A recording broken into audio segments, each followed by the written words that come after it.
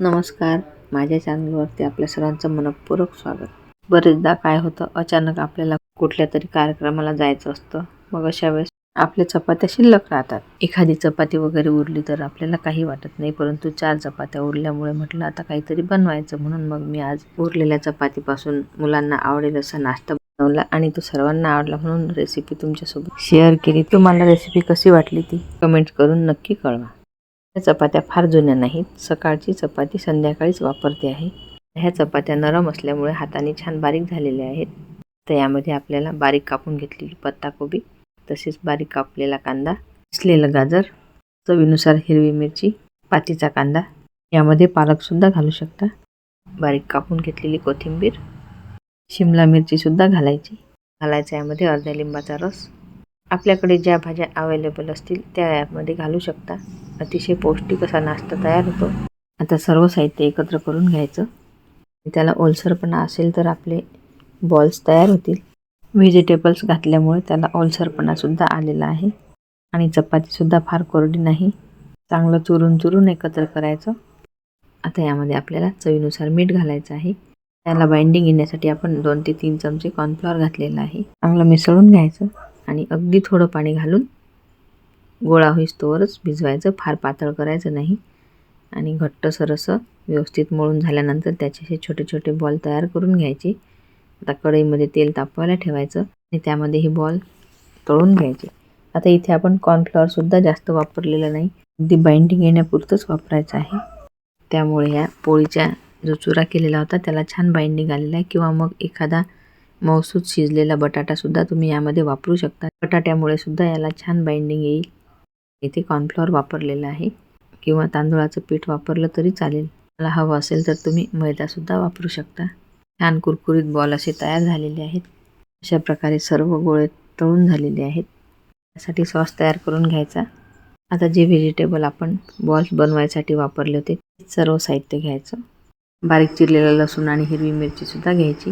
इथे soya sauce, green chilli sauce, tomato ketchup आणि हे सर्व साहित्य घेतलेलं आहे. आता कढईमध्ये अगदी थोडं तेल घालायचं. त्यामध्ये जिरे घालायचं. जिरे तडतडल्यानंतर आपल्याला इथे बारीक कापून घेतलेला लसूण आणि हिरवी मिरची घालायची आहे. आता हे सगळं साहित्य आपल्याला एकदम मोठ्या आचेवरच ठेवायचं आहे आणि हे अगदी शिजू न देता कुरकुरीतच राहायला हवं. त्या सर्व भाज्या आपल्याला नरम होऊ नाही द्यायच्या, फक्त अशा थोड्या फ्राय करून घ्यायच्या आहेत.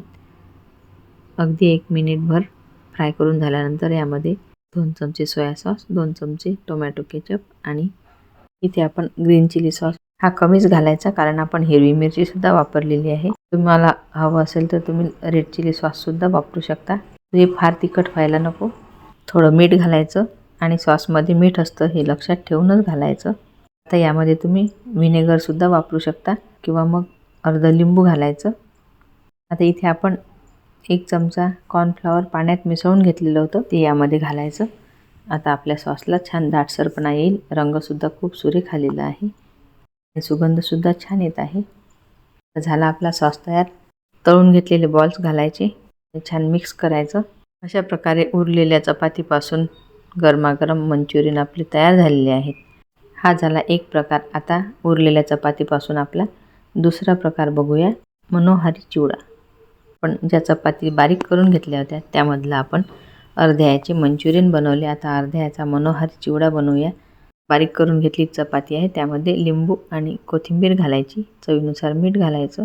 आता गॅसवर कढई तापवायला ठेवली आहे, त्यामध्ये तेल घालायचं. जिरे मोहरी घालून झाल्यानंतर शेंगदाणे घालायचे. शेंगदाणे आपल्या आवडीनुसार कमी जास्त करू शकता.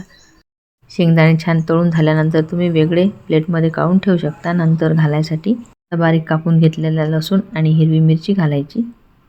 सर्वात आधी शेंगदाणे तळून घेतल्यामुळे ते छान कुरकुरीत होतात. बाकीचे साहित्य घातल्यानंतर तसे शेंगदाणे होत नाहीत, म्हणून आधी शेंगदाणे घालायचे. नंतर हिरवी मिरची, लसूण आणि कडुलिंबाची पाने घातलेली आहेत. ते परतून झाल्यानंतर आपण भरपूर कापून घेतलेला कांदा घालायचा. चिवडा बनवायसाठी कांदा भरपूर वापरायचा, त्यामुळे तो घशात गुंतल्यासारखा होत नाही, छान नरम होतो आणि त्यामध्ये पाणी घालायची सुद्धा आवश्यकता राहत नाही. तर लाल मिरची पावडर आणि हळद घातलेली आहे.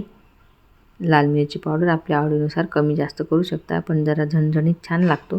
यामध्ये घालायचं थोडं मीठ आणि एकत्र करायचं.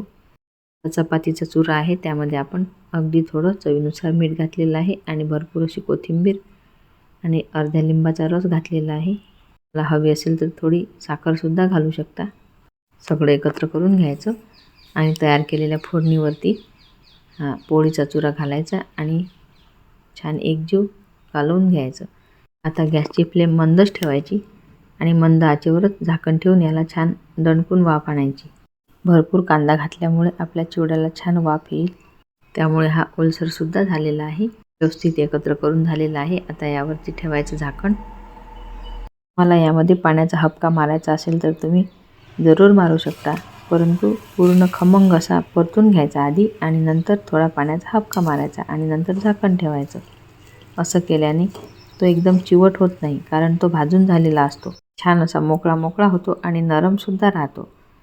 आता इथे आपला मनोहारी चिवडा तयार झालेला आहे. आपण सर्विंग प्लेटमध्ये काढून घेतलेला आहे. त्यावरती सुक्या खोबऱ्याचा किस घालायचा, वरून थोडे बारीक शेव घालायचे, भरपूर अशी बारीक चिरलेली कोथिंबीर घालायची, तोंडी लावायला हिरवी मिरची आणि लिंबू घ्यायचं आणि याचा आस्वाद घ्यायचा. अशा प्रकारे आपला झणझणीत असा मनोहारी चिवडा तोही उरलेल्या चपातीपासून तयार झालेला आहे. तुम्हाला जर माझ्या आजच्या रेसिपीज आवडल्या असतील तर माझ्या व्हिडिओला लाईक, शेअर आणि चॅनलला सबस्क्राईब नक्की करू शकता. रेसिपी बघितल्याबद्दल धन्यवाद. पुन्हा भेटू अशाच नवीन रेसिपीसोबत. तोपर्यंत नमस्कार.